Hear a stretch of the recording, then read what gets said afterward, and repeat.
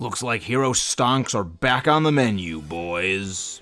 Welcome back, everyone. I am your American Allosaurus, Max Allo, and Hollywood has finally moved from the effing around portion to the finding out section of this exercise. The simple fact of the matter that of all companies, Disney is reeling from the catastrophe of failure after failure is nothing short of amazing. That a remake of literally one of their most absolute classics was beaten by a movie that when I first saw the trailer, I turned to my dad and said, "This is literally Taken with Jason Statham. When can we go see it?"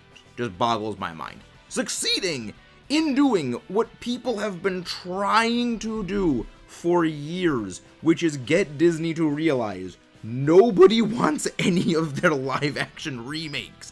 The amusing irony is that the Lilo and Stitch remake actually apparently is, like, it looks good and people actually kind of want to see it, which I've actually never seen Lilo and Stitch. I've only seen pretty much 5 of the classic Disney movies. The Hercules, which bothers me because as a big Greco-Roman mythology person, all the inaccuracies bother me. That, Mulan, the original Snow White, Princess and the Frog, and Tangled, which actually amusingly is the one that they actually announced they were canceling. But that's not to say it's all doom and gloom. I mean, I am legitimately excited for Predator, Game Ender of Game Enders, because the algorithms don't quite like us saying that actual word. And Alien Earth is something that I'm really looking forward to as well. My dad, my brother, and I, we talk about this like all the time when it comes to our Tuesday meetups, and we're really looking forward to this. Though I can't really quite say the same thing about Predator Badlands, despite the fact that we really liked Prey. The look of this Predator really bothers me. It's like, it just looks like a guy in a really bad face paint with like freaking rubber mandibles taped to the side of their face. And the freaking like discount fake lightsabers they're wielding. When like the original Predator, even though it was like a giant rubber suit, like you could still tell like that looks freaking intimidating. Like the head is just, they got some stuff right with Predator, Game Ender of Game Enders, and like they nailed it. But this is like also no, so like for every good they kind of got a bit of a bad. And I mean, I'm still optimistic, cautiously, for Terminator Zero, the Netflix anime series that they're going to be making on that, which, like, I mean, that could be interesting. But what we're talking about today is basically, well, Hollywood in general, and how, really over the last year, the successive blow after blow after blow to their ego has just chipped away at the large stream of fumbles and mishandlings when it comes to movies. There's been some movies over the last year that have, in the last couple of years, that have really succeeded. But also, there's been even more that audiences just do not like, and have been trying to get studios for years to realize, you guys aren't making movies we want to see, make movies we want to see, or we'll just not go see them. And now, like 5 years later, they're starting to learn that. So Hollywood is also going to be healing. And it's actually going to start also health to healing, because one of their biggest money contributors outside of the US has quite literally become shut out to them. So if you guys haven't done so already, don't forget to leave a like, subscribe for more, comment your thoughts below, what movies, TV shows, and things over the last couple of years have come up that you've really enjoyed, and what have you quite not so enjoyed, and what reasons. Specifically from the Western sphere of content creation. Japan and really the Eastern sphere, they've been nailing it consistently for literal years with the drought of general good stuff from here in the West. I mean, there's been some good stuff here. I mean, obviously, Transformers 1, fantastic. Loved it. And I mean, Invincible Season 3, that's been great. So, like, good stuff does come out here in the West. But overwhelmingly, a lot of stuff has been pretty fumbled. Something like The Last of Us Season 2, which was obviously based on a game that a lot of people really didn't like what happened with, and when they did the exact thing people didn't like from the game in the show, a lot of the people who didn't know about that now learned about it, and they had the same reaction. Generalized displeasure and just simply GTFOing. That exact event is precisely the reason why my brother and I elected to have us wait on watching Season 2 to see if they actually did that, because we genuinely enjoyed watching the first season, and after our experience watching She-Hulk, yeah, we were gonna wait to see if something was actually worth watching before committing to watch it with our dad. 2, Doctor Who, which the new season, both new seasons, I don't really think I should have to explain that people don't really like it. by stripping out all of the moral nuances that were present in the original tellings that people quite enjoyed, and labeling everybody who doesn't like it as simply being, insulting the fans, or well, former fans at this point. Historically not a great option when it comes to trying to win people over to your side by calling them all kinds of ists and ohs, as well as quite literally taking zero responsibility. To the continued botching of things like the Halo show, Monarch Legacy of Monsters, which, I mean, are we ever gonna get a season 2 of that? To the very recent failure of Devil May Cry, which I was really hoping that was gonna be good, because I've been really wanting to learn some Devil May Cry stuff. Like, this is what happens when you don't show respect to, one, your fans, and two, the source material. I mean, that's not to say that it is without, obviously, good things. I've been enjoying Mayor of Kingstown. We watch that with my dad every Tuesday. I'm actually really looking forward to seeing House of the Dragon Season 2, because I really love the first season. I don't like how it takes so long to get new seasons of that show. And I am cautiously optimistic about the continuation to Avatar: The Last Airbender that's coming out. I mean, it's really not hard to see what people like when it comes to movies. Just look at the best performing ones over the past couple of years. Super Mario Bros. Movie, Avatar: The Way of Water, Godzilla Kong: The New Empire, Dune 2, Deadpool and Wolverine, which was the freaking like a beacon of shining gold atop what Disney did in their kind of sea of absolute flubberies. Sonic 3, A Working Man, Transformers 1, going back even further, you've got stuff like Top Gun Maverick, Spider-Man No Way Home. It's really not hard to see what it is, and you'd think studios would be blindingly obvious that, okay, this is what people want, let's go make more of it. But they just don't. And this is where I kind of need to make a bit of a separation about like what dumb fun means. Because obviously there are some movies that are dumb fun. Things like Pacific Rim, really a lot of the Godzilla movies, things like, again, A Working Man, John Wick, movies that have a generally fairly simple premise, and they don't really try to be anything much more grand than that. I mean, just look at the start of the MCU for dumb fun. Obviously, dumb fun does carry a bit of a bad connotation, you know, dumb implying that it's a stupid movie. When really, it just means that it's a movie you can kind of turn your brain off to and watch and enjoy, just as much as you can pay attention to it, and, you know, some things are a little, you know, it's a movie that doesn't need to go super in-depth on everything. You can have a lot of willing suspension of disbelief, it doesn't try talking down to you, and it just lets the enjoyment play through. Again, simple but quite unbreakable. There are movies that have tried to do dumb fun, and they fail at this. Probably the most classic example of movies that have failed at this are Pacific Rim Uprising and Jurassic World. Now, I actually really like Jurassic World Fallen Kingdom. I thought like the horror-esque elements of it were freaking amazing. But some of those movies, they kind of lose what really made the original great. Like, dumb fun movies can actually be quite smart. The original Predator, Predator 2, which I actually quite like Predator 2, even Predators in 2010, Aliens, I mean, to a degree, Terminator 2. And also, I mean, like, Jurassic Park. Like, the original Jurassic Park is kind of a bit of a dumb fun movie. What made them great is that, despite the fact that they were, again, relatively simple ideas, they were executed fairly well with a lot of care and love. As well as being largely self-contained stories when things now kind of want to be big, bombastic, and sequel baiting into far future stories. Like, I would say that the Super Mario Bros. Movie is fairly dumb fun. It's simple, and it knows what it is. Same with John Wick. It's just a guy, like, punch-blasting people with force multipliers, and it's just effective. That's the kind of movies that people have been saying for years we want to see more of. And yet, studios just not even just continuously rebuff these, they actively sneer at fans criticizing when movies and TV shows don't do this. And all of it's now come to a boiling point where people have said enough is enough. The best example, I guess the worst case, I guess in this case the worst example of it, is the reaction fans had to Disney Star Wars movies. With Disney and all the media outlets saying, oh, that is all just Russian bots review blasting that thing into oblivion. Real people love this movie, trust me, bro. And then for other projects, especially more recent, continuing this playbook, insulting, demeaning the fans, saying you're istinobes, and again, generalized name-calling. The most important one about the review blasting with Russian bots is, notice the dates where all those came out, literally the same date.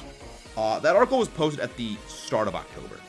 So, you're telling me all these different journalist outlets got a hold of this exact study right then, was able to write up this entire article, get quotes, get statements, and just check everything, have it sent to their editors, have it approved, and have it sent out in really less than 48 hours, really probably closer to really maybe even like 24, and some of them were releasing on exactly October 1st. Really? That doesn't seem suspicious at all. I mean, this is one of the reasons why people don't trust journalists, when movie studios and the higher-ups there basically take journalists and critics at their word. Now, because people have just not seen a lot of these movies, I mean, we've had failure after failure from a lot of studios, they are forced to pay attention to the audience, or they'll go under. We've actually seen this exact thing happening with video games. Places like Rocksteady completely going under when it came to self-deletion group Game End the Justice League, literally collapsing when that game absolutely flopped. And then frickin' Ubisoft having to get bought out by Tencent, more or less, after the catastrophic failures of both Star Wars Outlaws and Assassin's Creed Shadows. To say nothing of things like Firewalk Studios, which absolutely just self-immolated with Concord, and Dragon Age the Veilguard destroying BioWare. The audience is speaking with their wallets when the people in charge are listening to journalists that no one actually pays attention to. And we've been trying to tell them for years. It's just, they're finding out now. They've realized several years too late they were back in the wrong horse. Hence, the F-around portion transitioning into the finding out portion. And of course, that's not to say that, like, all entertainment needs to be dumb fun. Like, I enjoy shows like Attack on Titan because they are morally complex. They make you think about things. One of the reasons I like a lot of the stuff about Godzilla is a lot of the symbolic meaning of a lot of the monsters and really thinking about these things. Heck, that's the reason we started this channel. Even in a lot of those, dumb fun movies, there are more complex things to think about. That's one of the reasons why they have become so well loved over the years. I still routinely go back to something like the DCAU and Avatar: The Last Airbender, two series that on the surface seem like fairly dumb fun, but are actually far more complex. There is very much a place for that, but not everything needs to be that. As well as when it came to series like that in the Western side of things, the sort of narrative tact has kind of been lost. Everything nowadays feels the need to constantly preach down to the audience and lecture them on things, when a lot of us just want to sit back with a bowl of popcorn and our friends and just watch some fun happen. And that's only one facet of why it is things will be starting to course correct themselves. Of course, studios needing to realize that the audience is actually the ones they need to please, not the, corporate journalists that literally tell them, oh yeah, everything is great because they need to maintain their media access to write their articles, creating a sort of inbred cycle of people telling each other what they want to hear rather than what they need to hear. However, there is another decapitation strike that will force these studios to recognize the audience they have here, that they come first. And that is, and we are not going to get into the politics of this, the tariffs causing China to lock out Hollywood. Everyone is going to have a very different take on the tariffs. That is not what this video is about. This video is purely about the effect this will have on Hollywood. Because, surprisingly, for some unforeseen reason, the simple mention of political sides causes people to shut down their brains and not actually listen to any reason. As well as the fact that nobody wants to hear about anyone else's politics. China has been a place that for really almost 2 decades, they have heavily relied on for a very sizable portion of their box office income. Success over there largely contributed to a sink or swim outcome. Because that entire demographic is now going to be locked out from them, they are going to need to start tailor-making content for America again. The reason why I say again is over the last decade and a half to 2 decades, they've actually been making movies that are far more geared with Chinese sensibilities in mind from the outset. A lot of infamous examples of movies being changed post-release to be able to fit within China, but it is often far easier and far cheaper to simply bake that sensibility into the production of the movie itself. The earliest example I've actually been able to find is going all the way back to the Pirates of the Caribbean Curse of the Black Pearl in 2007. Yes, Hollywood has been making movies for China while also serving them to America as being for America. Ever wonder why it is in Transformers Age of Extinction, the third act of the movie randomly shifts over to China? Or why in Captain America Brave New World, despite the fact that a conflict between the United States and China over basically what amounts to economics actually makes far more sense than US versus Japan, despite the fact that the US and Japan have literally been two of the longest allies, especially since WW2, makes a lot more sense when you realize they didn't want to kind of paint China as the bad guy because they want that Chinese money, especially for a movie like Captain America Brave New World that was a huge sunk cost fallacy. To put things into perspective, Godzilla Kong the New Empire made about $136 million in China alone. That is a very significant chunk of change. Now, I actually found it pretty funny that in Godzilla vs. Kong, it actually was set for the final act in Hong Kong. You know, pretty punny. Godzilla, Kong, Hong Kong. But when you consider the fact that the Chinese government basically regulates movies which go in and don't get in, and they like seeing places set in China being featured prominently in movies, that makes that take a little bit less of a funny punny ring to it was a deliberate calculated move. Even further doubled down with how Mothra was actually placed in the Yunnan province in China, despite the fact that literally all of her origin, and actually the origin for most of the monsters in the Monsterverse, actually go back to their Toho roots. And they also make it clear that Infant Island still exists within the Monsterverse. Stories and origins in movies are written specifically with this baked in for that appeal, with the underlying assumption audiences here are just going to watch the movie anyways. Even Disney was not immune to this, even as far back as when they were making The Force Awakens. Notice how, when it came to the poster in China, they quite literally cut out Finn from the poster, despite the fact that the movie kind of, like, sets him up as pretty much one of the main characters. I mean, freaking, like, Stormtrooper finding out he has the Force and becoming a Jedi is literally one of the coolest plot lines ever, and they got rid of it. To be blunt, China doesn't really like characters that have that kind of skin complexion. I'm serious. That infuriates me to no end. Why is it that they do this? Well, it's pretty simple. Corpo borpo, slop consumo, to quote the very wise Frostfire Fox. They expect American audiences to watch these movies anyways, so if they cater to the Chinese audience, they'll basically just increase their money even further without any cost. Now, with that entire stream of revenue decapitated, they are going to need to put the Western audience at the complete forefront, which is something that they haven't been doing.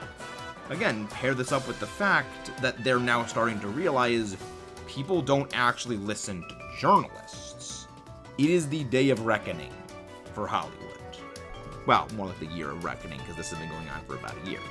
Actually, probably more than a year. I mean, Godzilla Minus One basically completely showed them word of mouth, not critics, is what gets people to go see movies. Once again, our Lord and Savior, Godzilla. Thank you for saving us. I'm not joking. This is seriously an article in a review for Godzilla Minus One that is basically saying Americans are the bad guy in the movie. And yes, obviously, action movies are not the only kind of movies that people go to see. Family movies are something that also work, comedies, romance. But it seems that really, action movies are kind of the only ones that have really been suffering the most. I mean, again, I'm not really one who cares for romance or comedy, and family movies, not really my cup of tea. I mean, obviously, I love stuff like Toy Story, and I mean, I guess you could say like Super Mario Bros. Is like a family movie as well. But at the end of the day, even if they have been affected, action movies have been disproportionately far more effective. Which also leads us into the third head of this Hydra problem. The last of that being the general almost disrespect for a lot of the source material really coming to the surface. I'm not really someone who knows much about The Witcher, but I know that Henry Cavill is a massive fan of it, and that when he was actually acting in it as the main character was something he really enjoyed doing. The fact that we found out later after the fact, his toxic gamer bro speak, which was him just nerding out over the series, somewhat partially contributed to his eventual departure from the series, kind of tells you all you need to know about a lot of studios when it comes to handling some of these properties. Like when it comes to Fantastic Four Small Steps, the actor playing the Human Torch saying the character was problematic shows a massive disconnect from the character. People like the character for who the character is. If you're going in, you're changing, and you're sanitizing a character, you're stripping out part of why people enjoyed a character in the first place. I mean, people like flawed characters. Characters that have, even characters with some pretty controversial things about them, and I mean, as you can see from the person on the screen. Pretty glaring things that maybe are not the most appealing thing, but that's what the character is. It would be like if they tried to make a Godzilla movie where they stripped out Godzilla as a topic origin, they had Godzilla avoid destroying buildings, and they basically tried to just remove any possibly controversial elements of Godzilla. You'd be left with something that is not Godzilla. It feels more like a bad knockoff than anything. And whether it's from a lack of respect for the source material or wanting to play things too safe, either way, audiences don't want that. People want the characters as they were, flaws and all. And that is to say nothing of potential incompetence for not knowing how to handle the properties they are in possession of. Another victim of this is Jurassic World Dominion. Some cool ideas, but just absolutely fumbled the bag because the movie doesn't really focus on the dinosaurs. It focuses on, hey, look at this mythology gag. We brought back, all these characters, and yet the movie focuses on the bugs and trying to stop them and the little human person to get the genetic sequence for this and blue. And I'll be honest, I barely remember that movie because it was so forgettable. Like, the only thing about that movie I liked was that they had an Allosaurus in it. It was a dinosaur movie that didn't really respect the dinosaurs. As much as I enjoy Godzilla Kong the New Empire, that's one of my biggest issues with that movie. It's a Godzilla movie where Godzilla really isn't even in it all that much.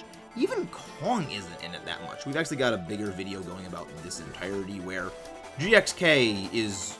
Godzilla and Kong are actually side characters in their own movie. And the main character is a different kaiju. But yet, movies that get this right, Transformers. Transformers 1 was very respectful of the origin of the characters. I wasn't the biggest fan of the idea that they weren't going with the Doc Worker origin, that they were just people who mined Energon, but the way they handled it was actually fantastic. I like that reinvention. Again, Predator, game ender of game enders. It's going back to that idea of they are hunting down some of the fiercest warriors they can find to test their skill to get worthy battles. That is how you respect the source material and deliver what people want. Fact of the matter is, we never would have gotten something like that a few years ago, based on the way that studios were dismissive of fans. And especially dismissive of the ways people who were fans in the actual structure of the company were. Now, they recognize they need to bring in people like that and respect the material to deliver what audiences want. There's going to be a couple of growing pains, obviously. It's probably going to be maybe a year or so before we actually get, like, full swing of things. Because, again, given how long it takes for movies to be made, people who work within things like Lucasfilm were noticing the problems of things like Disney Star Wars years before it actually saw the light of day. But the fact that we are seeing change is huge. Gamergate wasn't the first noticing of these problems. It was just simply that Gamergate 2 was actually the first time a counterattack by fans pushing against really the media machine, trying to downplay all of what was being said, actually succeeded. Now, we know all of this stuff has been going on. And with every day, it's gaining more traction. With every day, the rot and active attempt to subvert and corrupt series people enjoy into something else, it's become exposed. People are becoming aware of it, and people are able to speak to the people in charge through their wallets. Because at the end of the day, if you don't respect your audience, why would they respect you back? And that's why a lot of people go over to anime. Anime consistently delivers quality entertainment. I know that this was a bit of a heavy deviation from what we usually talk about on the channel, but again, I do want to talk a lot more about movies, TV shows, and, other things, as opposed to just simply kaiju. I've kind of been wondering about when I should actually have made a video like this. I have been thinking about this for a while, and it was really just seeing, well, one, the Thunderbolts getting absolutely shreked at the box office, and them having to change the name of Thunderbolts to The New Avengers, making me laugh my butt off, that I decided, you know what, we're doing this week. If you guys enjoyed, agree, disagree, comment your thoughts below, subscribe for more. Next week, we've got something special planned, and I will see you then. I've been your American Allosaurus, Max Allo. Long live the Kaiju King.